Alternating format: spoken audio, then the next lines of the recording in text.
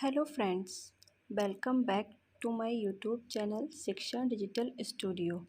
इस वीडियो में हम बात करने वाले हैं मध्यकालीन भारत के अंतर्गत मोहम्मद गौरी के विषय में।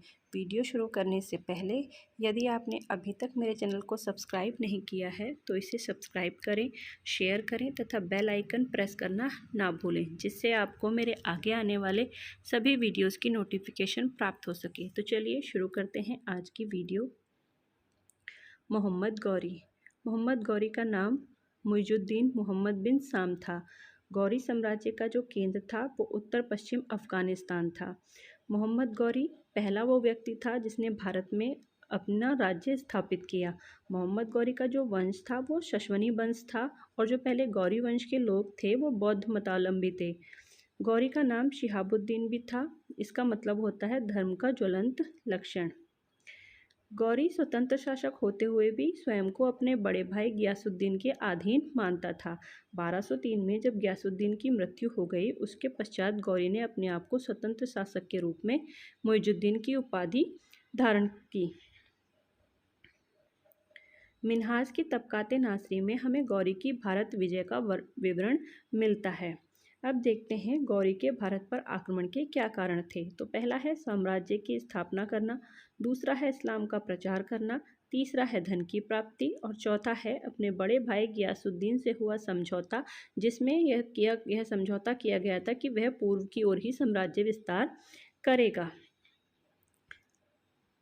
गौरी गोमल दर्रे से भारत आया था। गौरी के आक्रमण के समय भारतीय शासक व उनके राज्य कौन कौन से थे? जिस समय गौरी ने भारत पर आक्रमण किया, भारत में कौन कौन से राज्य थे और उन पर कौन से शासक राज्य कर रहे थे? तो सबसे पहले देखते हैं उत्तर पश्चिम सीमा पर। तो उत्तर पश्चिम सीमा पर 3 मुस्लिम राज्य थे। पहला था सिंध, जिसमें सुमरा जाति का राज्य था। दूसरा था मुल्तान, जिसमें करामाती संप्रदाय का शासन था। तीसरा था पंजाब या पर लाहौर, जिसमें खुसरो मलिक जो गजनी का अंतिम शासक था, यानी कि महमूद गजनवी के वंश का अंतिम शासक, वो राज्य कर रहा था। इसके अलावा गुजरात में काठियावाड़ में चालुक्य वंश का शासन था। इसकी राजधानी अहिन्यवाड़ थी और शासक इसका मूलराज द्वितीय था। इसके अलावा दिल्ली और अजमेर में चौहान वंश था, जिसका शासक पृथ्वीराज तृतीय, जिसे राय फितौरा भी कहा जाता था, और तत्कालीन शासकों में सर्वाधिक शक्तिशाली था।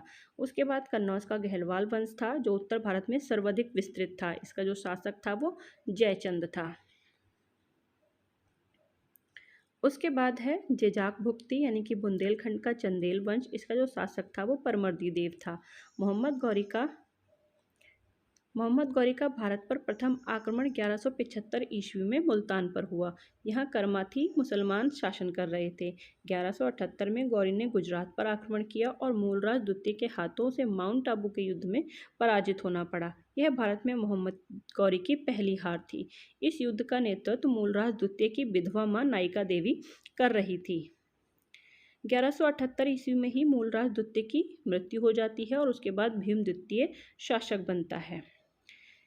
1179 में गौरी ने गजनी वंश यानी कि यमनी वंश के भारत में अंतिम शासक खुसरो शाह को परास्त करके लाहौर और पंजाब को जीत लिया था। इस अभियान के समय जम्मू के राजा विजयदेव ने गौरी का सहयोग किया था। 1128 ईस्वी में गौरी का भटिंडा अभियान और ताबर हिंद के किले को जीतना तराइन के प्रथम युद्ध का कारण बना। अब तराइन के युद्ध बहुत फेमस युद्ध हैं। तो सबसे पहला तराइन के 2 युद्ध हुए हैं। तो 1191 में तराइन का प्रथम युद्ध हुआ, जो थानेश्वर के पास हुआ, में पृथ्वीराज चौहान यानी कि राय पिथौरा ने गौरी को परास्त किया और मोहम्मद गौरी की भारत में ये दूसरी पराजय थी। उसके बाद गौरी दोबारा से अपनी पूरी शक्ति को इकट्ठा करके वापस आया और तराइन का द्वितीय युद्ध हुआ। तराइन के द्वितीय युद्ध यानी कि 1192 ईस्वी में पृथ्वीराज चौहान तृतीय मोहम्मद गौरी से पराजित हो गया। पृथ्वीराज चौहान तृतीय का जो सेनापति खांडेराव था, उसने तराइन के युद्धों में सेना का नेतृत्व किया था। इसके अलावा जो एक हसन निज़ामी राइटर है, वो अपनी ताजुल मासिर में लिखता है कि पृथ्वीराज को कैद करके अजमेर ले जाया गया, जहां उसने गौरी के अधीनस्थ कुछ वर्षों तक शासन किया। इस तथ्य की पुष्टि संस्कृत ग्रंथ किसल विधि विद धमसा से भी होती है। यह पृथ्वीराज तृतीय के कुछ सिक्कों के पृष्ठभाग पर श्री मोहम्मद साम्भी लिखा होना भी यही सिद्ध करता है कि उसने मोहम्मद गौरी के अधीन रहकर कुछ समय तक शासन किया था। इसके अलावा मिन्हास के अनुसार पृथ्वीराज की मृत्यु सिरसा में हो गई थी। इसके अलावा चंद्रवरदाई जो पृथ्वीराज का दरबारी कवि था, उसने लिखा है कि रासो कि पृथ्वीराज को कैद करके गजनी ले जाया गया और वहां गौरी को उसने मारने की कोशिश करी और उसके लिए उसका वध कर दिया गया। ताराइन का दूसरा युद्ध भारतीय इतिहास का निर्णायक युद्ध था। इस युद्ध के बाद उत्तरी भारत में तुर्की सत्ता की स्थापना हुई।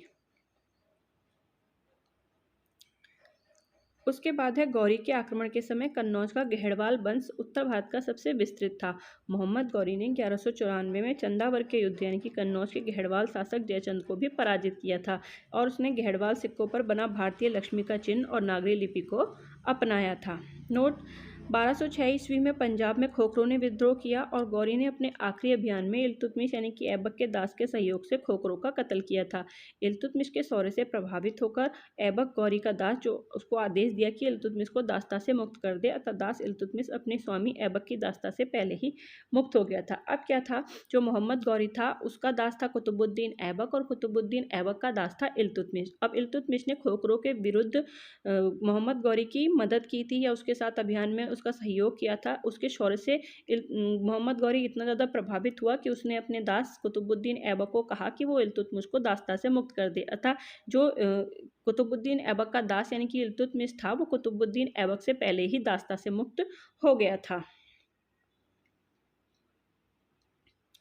उसके बाद मोहम्मद गौरी के सिक्कों पर एक तरफ कलमा खुदा रहता था और दूसरी तरफ लक्ष्मी और नंदी की आकृति अंकित रहती थी। ये इंपॉर्टेंट पॉइंट है कि मोहम्मद गौरी के सिक्कों पर लक्ष्मी और नंदी की आकृति अंकित थी। कुछ सिक्कों के पृष्ठभाग पर देवनागरी में मोहम्मद बिन साम भी लिखा रहता था। इन सिक्कों को दहलीवाल सिक्का कहा जाता था। दहलीवाल सिक्के भारत में तुर्क विजय के समय प्रचलित थे। 1205 में गौरी को किसने परास्त किया? ख्वारिज्म शाह ने अंधखुद के युद्ध में। ख्वारिज्म शाह ने इसको पराजित करने के बाद उपाधि धारण की थी सिकंदर द्वितीय की। गौरी का जो अंतिम अभियान था वो खोखरों के विरुद्ध था और खोखर सरदार बरकनवा सरका थे। वापस जाते समय सिंधु नदी के किनारे यानी कि दमयक नामक स्थान पर नमाज पढ़ते हुए खोखर जनजाति के व्यक्ति द्वारा चाकू मारकर उसकी हत्या कर दी गई। कुछ इतिहासकार इस हत्या का श्रेय खोखरी को देते हैं तो कुछ करमाथी जाति के शिया मुसलमानों को, क्योंकि दोनों ही बॉर्डर पर पड़ते हैं और दोनों पर ही गौरी ने आक्रमण किया था। मोहम्मद गौरी के कोई संतान नहीं थी। 1206 में गौरी की मृत्यु के बाद उसका गुलाम कुतुबुद्दीन ऐबक भारत में नए राजवंश की नींव डाली, जिसे गुलाम वंश कहा जाता है। यानी कि भारत में जो उसका साम्राज्य था उस पर जो अधिकार था वो कुतुबुद्दीन ऐबक ने कर लिया और 1206 से दिल्ली सल्तनत की शुरुआत हुई, जिसे हम आगे के वीडियोस में पढ़ेंगे। उसके अलावा इसके साथ ख्वाजा मोइनुद्दीन चिश्ती मोहम्मद गौरी के साथ ही 1192 में यानी कि तराइन के द्वितीय युद्ध के समय आए थे और आकर वो अजमेर में बस गए। इसके अलावा फखरुद्दीन गाजी और निजामी उरूजी आदि गौरी के दरबार में कवि थे। भारत में सर्वप्रथम मोहम्मद गौरी ने एकता चलाई थी, किंतु इसका जो संस्थापक पूरा रूप था वो इल्तुतमिश ने दिया था। गौरी के जो सेनानी थे वो कौन थे? खारबाग, खमेल, इलाह, मुकलबा और इसके अतिरिक्त यालदौज, कुबाचा और ऐबक, जिसमें आगे के इन तीनों में बहुत ज़्यादा साम्राज्य के लिए लड़ाइयाँ होती हैं। उसके बाद जो चौहान के सेनानी थे वो गोविंद राय और खांडे राय दोनों की मृत्यु हो जाती है और एक बदमसा रावल थे। कुतुबुद्दीन को भारत में गौरी ने अपना प्रतिनिधि बनाया था। इसकी मृत्यु के बाद भारत के साम्राज्य पर इसका ही अधिकार हो गया और कोहराम को ऐबक ने अपना मुख्यालय बनाया। बिहार पर आक्रमण किया था 1202 में। मोहम्मद बख्तियार खिलजी ने, जो गौरी का एक सरदार था और कुतुबुद्दीन ऐबक का सेनापति बना। बिहार का शासक था उस टाइम पे इंदुमन भीरू और इसी टाइम पे मोहम्मद बख्तियार खिलजी ने नालंदा और विक्रमशिला विश्वविद्यालय को नष्ट कर दिया था। इसके अलावा मोहम्मद बिन बख्तियार खिलजी ने बंगाल पर भी आक्रमण किया 1204-5 में। जो शासक यहाँ पे वो लक्ष्मण देव था और इसकी राजधानी नादिया थी। बंगाल के शासक ने आक्रमण की भावी आपत्ति को देखते हुए एक महान यज्ञ का अनुष्ठान कराया, जिसे कहते हैं ऐंद्री महाशोते। मतलब उससे किसी साधु ने बताया था कि तुम्हारे उस पर आक्रमण होने वाला है और उससे बचने के लिए उसने यज्ञ का अनुष्ठान कराया था। तिब्बत का अभियान 1205 में बख्तियार खिलजी ने किया, लेकिन वो असफल रहा। उसके बाद ख्वारिज्म शाह ने अधिकांश भाग पर कब्जा कर लिया। यालदौज ने गजनी पर अधिकार कर लिया। जो उसका गुलाम था यालदौज, उसने गजनी वाला जो एरिया था उस पर अधिकार कर लिया। कुतुबुद्दीन ने भारत वाले उस पर अधिकार कर लिया। भारतीय विजित क्षेत्रों पर कुतुबुद्दीन ने अधिकार बनाए रखा और भारत में गुलाम वंश की स्थापना की।